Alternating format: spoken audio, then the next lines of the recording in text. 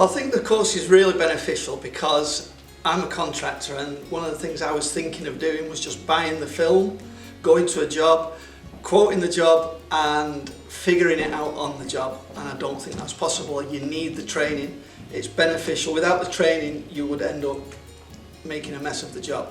So the training, I think the training could even be longer, because the more practice you get, the more confident you get, and to have the confidence to go on site and to do the job in someone's home, I think you've got to have the confidence that you're going to get it right, and if you make a mistake, that you can figure it out on the job.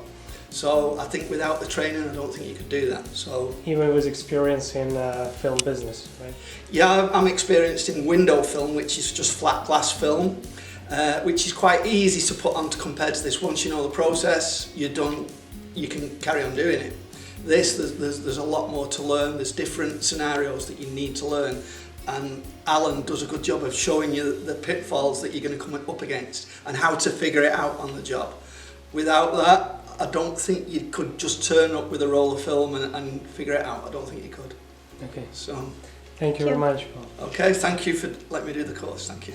Thanks.